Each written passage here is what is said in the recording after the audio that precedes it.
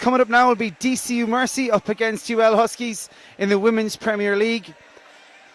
Of course, we're here in as much to celebrate basketball as we are to remember a number of reasons. Chief amongst them, I suppose, the main beneficiaries of this weekend's proceedings, which are, of course, Breast Cancer Ireland. To mark those efforts that have been made by the Women's National League Committee, I'm joined by Sean Moyes from Belfast. Sean, thanks for making it up into the crow's nest. It's good to see you. Thank you very much. Climb up. Well, you made it, and we've plenty of time to focus on the basketball. Yeah. I now just want to take a minute, maybe just to hear your story, and I want you to tell me why this weekend would mean a lot to yourself.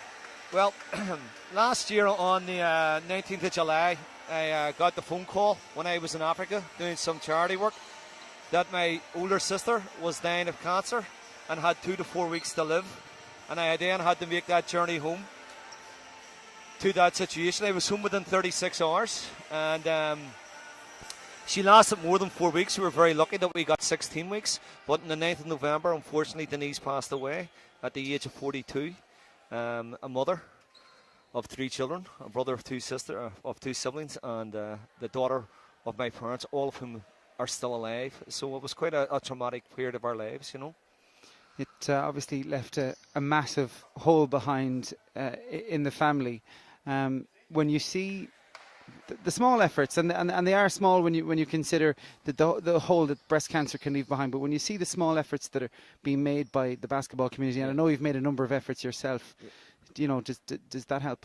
Yep, look, every effort helps. I mean, charities such as Breast Awareness Ireland, or Cancer Awareness Ireland, sorry, you know, every penny counts. Yeah. And this weekend, for example, the NRC, the guys are giving up their match fees and their expenses.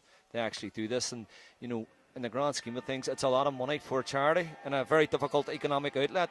And the money that they provide services and research to cancer that will hopefully, you know, help future generations of women and men not to suffer from this type of illness. And I suppose one of the things you see, and it's the same with a lot of these kind of initiatives, that there is that celebration and around it, and that effort to seek fun and to seek joy. Yeah.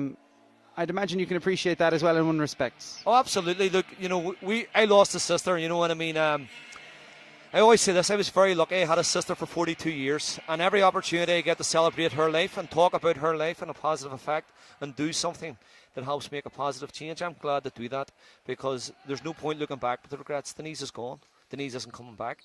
We know that, so we've got to be there to help support and promote awareness of the illness and try to make sure that other people don't suffer the same fate, you know. And how's the family these days? Everybody's good. It's coming up the first anniversary next Monday, so that'll be the big test. And we'll know better how everybody is then, but everybody's good at the minute, and that's all we can hope for. Well, we'll be thinking of you. Listen, thank you very much. And we're delighted you came out to chat with us, and thank you so much for sharing your story with the basketball community. Oh, I'm more than glad to do it, and just hope that everybody gets something out of it, and congratulate all the girl players this weekend for taking the time to centralise their efforts, and all the referees for their generosity as well. Sean Moyes, thanks very much for talking to us. Welcome. Thank you, now. Okay. Good for the chat. Okay, that was Sean Moyes. A really important story for you guys to hear, so no problem letting it get one over on the basketball just for a couple of minutes.